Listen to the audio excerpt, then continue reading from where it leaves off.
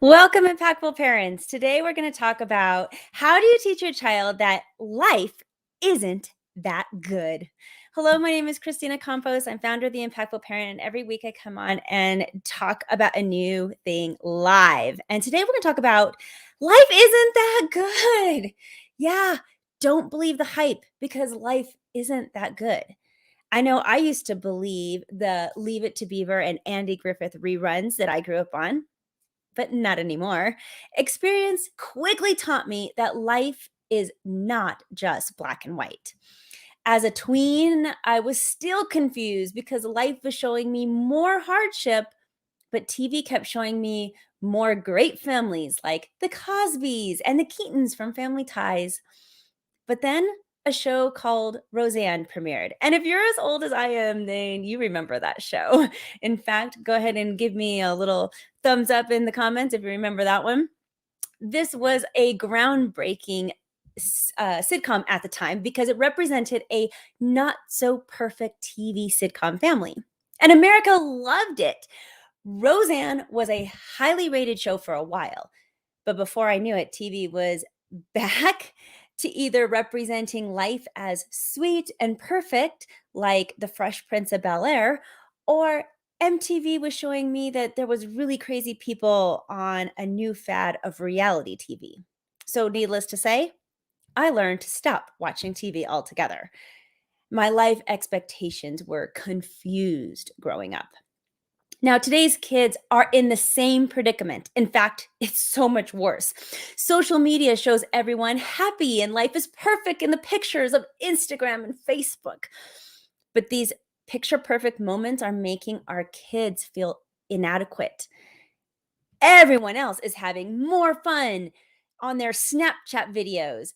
But this generation has it so much worse. Why? Because the TV shows of my day, they weren't personal. I was still several degrees away from knowing Michael J. Fox and Will Smith. But today, photos and videos are very personal to our teens. They are posts of the kids at school. They are people that they see walking down the hallways. And social media makes life look perfect and creates this unrealistic expectation for our children. And life is not that great. We only post the good parts. So I'm going to go a step further today and suggest that you teach your kids that pain and failure and heartache and disappointment, they're all absolutely normal and it's a part of life. Because some of the depression that exists in our young people today, it stems from that unrealistic expectation of how their life should be.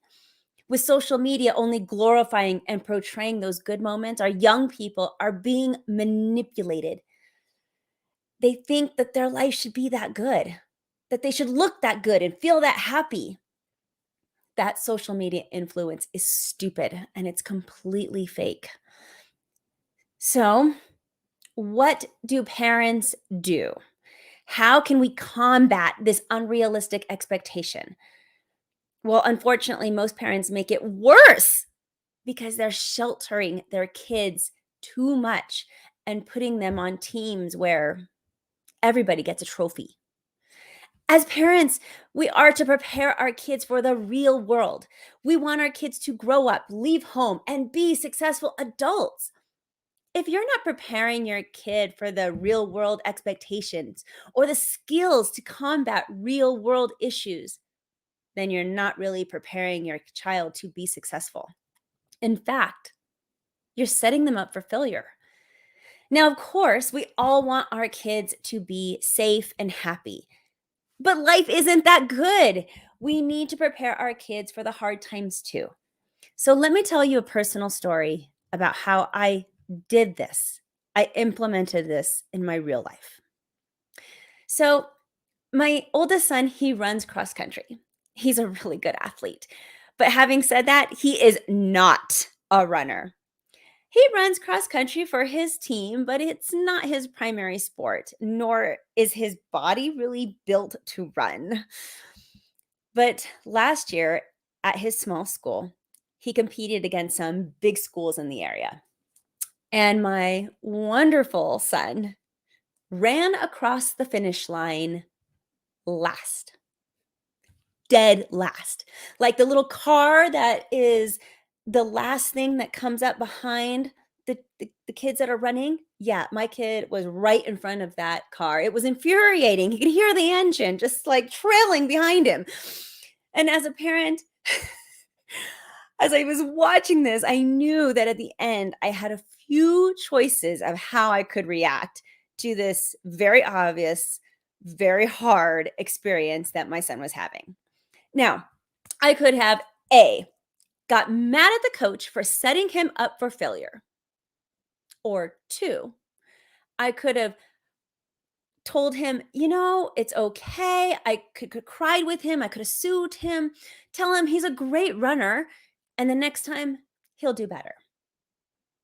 Or three, I could tell him the truth and remind him that running is not his primary sport, that he did a great job, but to tell him I was proud of him for never giving up, and then talk to him about the realities of coming in last. Yeah, I took path number 3 because sometimes in life we come in last. Sometimes others deserve to win more than we do. As parents, it's important to teach humility and effort and grace as much as it is to teach them grit and drive. Learning these lessons are not easy, but learning them at a young age is so much better. When children are young, they can rationalize things better in their brain. They can process those experiences better. Learning hard lessons young gives them time to learn coping skills too. See, the younger you can teach your child to lose and congratulate others who can outperform them, the more drive that they will inherently have inside of them to win. And better yet, winning will become more meaningful and really something that they could be proud of. So put your kids in clubs, in sports, and in competitions where they can win and lose. Don't shelter them from loss. Instead, take losing as an opportunity to teach them valuable lessons. The short term could be pretty tough, but the long term is going to give them so much more beneficial experiences. One of my favorite examples of this is actually from Walt Disney's Nemo. Dory is so wise in this movie when she talks to Nemo's dad, Marlin. And Marlin is the classic hover parent. So she tells him, you can't never let anything happen to him. Then nothing would ever happen to him. I love that quote. See, you have to let your child experience life, and part of that experience is emotional pain. When you think of it that way, you realize that protecting kids from pain is unrealistic. In fact, it's doing them a disservice. The best lessons in life are learned through pain. Now, I'm sure that you have had a painful experience in your life. And when you recovered from it, you were wiser and you were better for it. Maybe it was a heartache. Maybe you got caught doing something. Whatever it was the experience that made you learn. And then you grew from that experience. As a teacher, I can tell you with all certainty that we don't learn best from books or theory or because our parents told us the right way to do things. No. Children learn best from experiencing things for themselves. Now, I'm not saying that you let your kids do whatever they want. Yes, you need boundaries. They're so important. But there is a balance between protecting them and letting them live and make their own choices.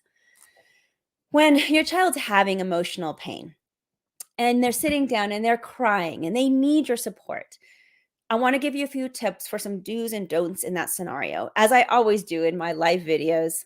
So here is your quick parenting tips. Don't ask what happened yet. I know that sounds counterintuitive. The first thing you want to do is say, hey, just tell me what happened, but don't. Instead, just say something like, I see you're upset, and I'm just going to sit here right next to you and be with you for a bit. If you want to talk about it, well, I'm here to listen. And then just sit there and listen, validate their feelings. Don't say things like, you should have done this or you should have done that, because that turns kids off immediately, especially teenagers. You can process better what they should have done after they've already had time to vent, because a lot of times that's all kids really need. They need to be heard. So skip all of these suggestions. In fact, you're not going to say a word at all. Just sit and listen first until all the venting is done. Then you can process some more of the could have done, what should you do next time scenarios. And more importantly than anything else, whatever your child tells you, stay calm. No matter why they are upset, stay calm. Don't get upset yourself and make judgments about the situation. If you start saying things like, I knew that friend was horrible, or you get emotionally charged yourself, they won't be able to calm down. Let me say that again. Your child will not be able to calm down when you are angry or when you're upset or if you're crying too. It's so important that as parents, we lead the way in emotional calm. So important. So much like when your child was a toddler and they fell. If you reacted like, oh no, they fell, and you scream, then your child looks up, looks at you, and they scream. But if you are calm, then they learn to fall and remain calm. Even teenagers are looking to you for guidance on how they should be controlling their emotions. So the bottom line is, parents, impactful parents don't save their kids from all of the hurt. Impactful parents don't always have high achievers and outstanding athletes. No.